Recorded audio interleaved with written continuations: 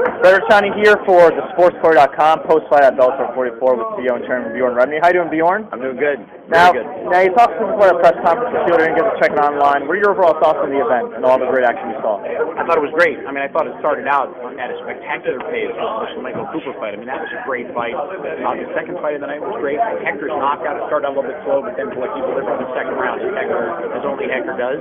And then the Chandler fight. Man, Chandler is just taking his game to a new level.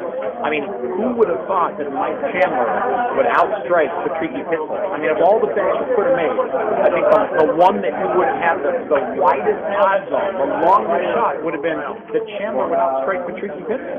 And he did.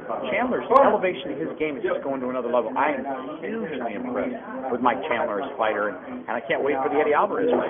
None of us can wait. And there were some debatable decisions this season, as there are throughout MMA sometimes. You know, the Joe Warren fight, last week's fight with Hahn and Ron. How happy are with you that everything went the right way? There wasn't any decision that you could say, oh man, that definitely wasn't the right one. Yeah, I mean, as a fan, you're always excited to see events turn out and the guys that you think as you watch the show get the decision.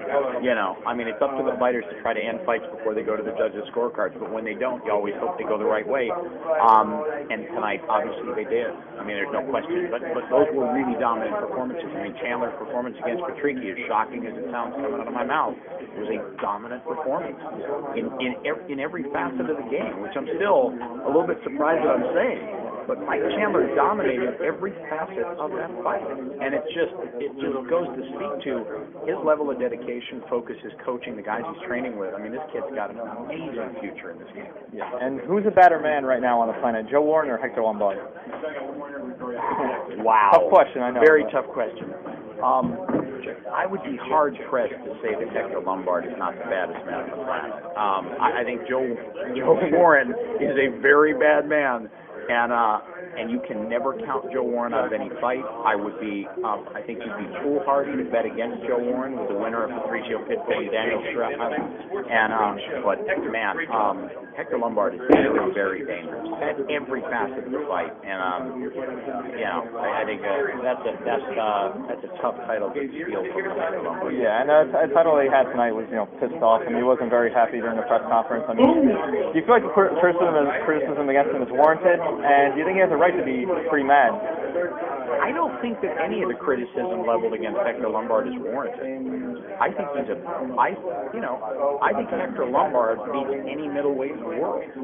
I mean, I don't think that there's a middleweight in any organization. I mean, now Zuffa or Bellator, but I don't think there's a middleweight out there right now who, in just again my opinion. I mean, I know a lot of people would go back and forth, but I don't think there's a middleweight out there where you get him inside the cage with Hector Lombard and you wouldn't assume that Hector could win that fight at any given moment, whether it was the first 10 seconds or the last 10 seconds of a 25-minute fight. He's an extremely dangerous fighter. And it took him a little bit of time to get his footing today, but as he answered at the press conference, if I ended too quick, people are upset. What it really is reminiscent of, and it sounds, it's reminiscent of 20 years ago with Tyson, where people would watch him fight and he'd end fights super quickly, and then they'd go, oh, he ended the fight so quickly. And then a guy would take him into the second or third round, and everybody go, oh, Tyson looked horrible. But any other fighter that had gone 3 rounds, they would have been, oh, it's a 3-round fight. Lombard is a monster, explosive fighter in this division, and I'm excited he's fighting Bellator. That's 23 fights without a defeat. So he's better than anybody. Yeah, absolutely. I think it's 8 better than Anderson. I think 16 better than GSP. I mean, it's just huge. And the best part is he's very YouTube friendly, right? Yes, he's very YouTube friendly. That is a good point. And you've put on a lot of great super fights throughout the last few seasons at Bellator. Any that come to mind now that you'd really like to put on? I know a lot of people, I know Joe Warren's competing in the next tournament, but a lot of people would love to see a rematch between him and Bibiano Fernandez.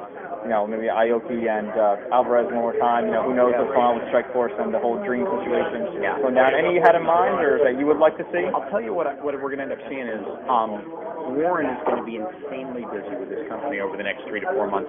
He'll defend his title in the summer at 45. Then in September, he'll leap into the 35 tournament. And then, obviously, this summer we're doing another featherweight tournament, so we'll develop another challenger for him, which will get crowned in August.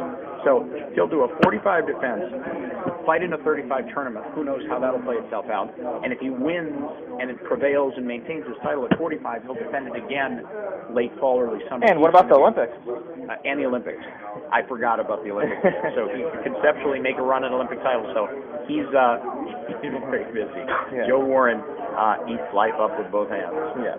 And you're a very down-to-earth guy, very fan-friendly, very personable. Have you thought about, maybe kind of like Dana White, maybe doing like a little bit of a video blog, a little bit, or, maybe interacting more online with some fans, kind of like something the Bjorn identity, the Bjorn identity, something like that? Wow, that's creative. The only, our guys in-house have talked to us about doing that. The only thing has been it's just the travel schedule that we have.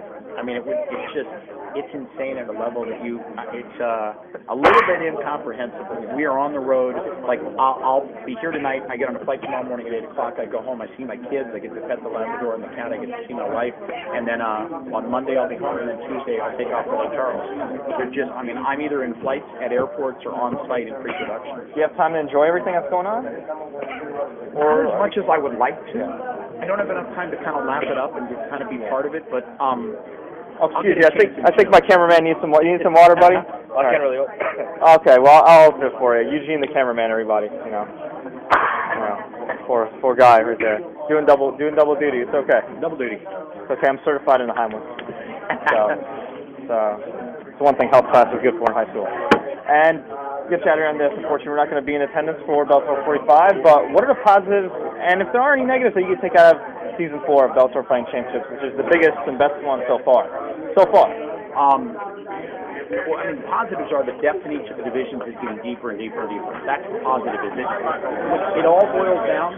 I guess the thing that makes the biggest difference is how good are the fighters fighting in your organization. The fighters fighting in our organization are hugely talented at this point. There's monster depth.